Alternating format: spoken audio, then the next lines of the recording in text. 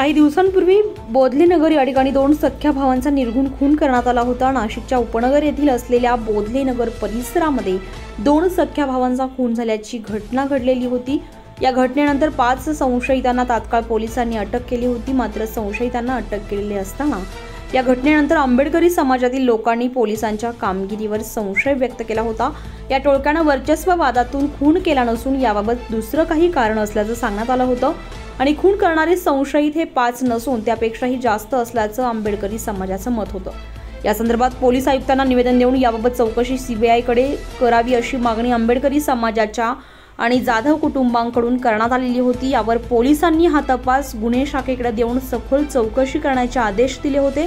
मात्र याची सखोल चौकशी व्हावी यासाठी नाशिकच्या बीडी भालेकर मैदान ते जिल्हाधिकारी कार्यालयापर्यंत भीमसैनिकांनी विराट मूकमोर्चा काढला होता। आरोपींना फाशीची शिक्षा व्हावी यासाठी आंबेडकरी समाजातर्फे हा समाज रस्त्यावर उतरून जाधव परिवाराला न्याय मिळावा यासाठी मूकमोर्चाचं आयोजन या समाजाकडून करण्यात आलं होतं। या मूकमोर्चामध्ये हजारो भीमसैनिक मोठ्या संख्येने उपस्थित झाले होते। कारण असं आहे की तपासामध्ये अनेक त्रुटी आढळलेल्या आहेत की जे आम्ही माननीय पोलीस आयुक्त साहेब यांना कळवले। त्याच्यामध्ये जर तथ्य जर नसतं तर साहेबांनी यासाठी स्थापन केली नसती।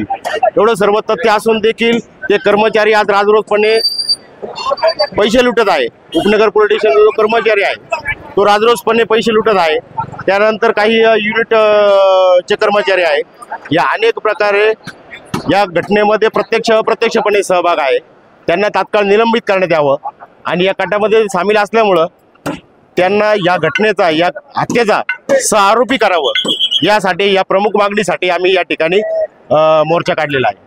भाऊ, शहरामध्ये अवैध धंदे मोठ्या प्रमाणात वाढलेले आहेत। यामध्ये कुठेतरी पोलिसांची मिळीभगत आपल्याला वाटते। निश्चितपणे हा जो प्रकार झाला, हत्याकांड जे झालंय ते अवैध धंद्यांच्या कारणावरच झालेला आहे। कारण महाशिवरात्राच्या आदल्या दिवशी की हा जो उमेश जाधव आहे, मन्ना जाधव याने NTPS ला काही गुप्त बातमी दिली की अशा ठिकाणी बंट्याचा आणि भांगाचा आमच्या इथे कारखाना आहे। त्याची गुप्त बातमी दिली आणि ती कुठेतरी प्रशासनाकडनं लीक झाली। त्याच्यामुळे आरोपींच्या मनामध्ये ही चीड निर्माण होऊन त्यांनी या ठिकाणी आमचा मन्ना जाधव असेल, त्याचा भाऊ प्रशांत जाधव असेल, त्याला ठार केलं। Nashik today news Nashik.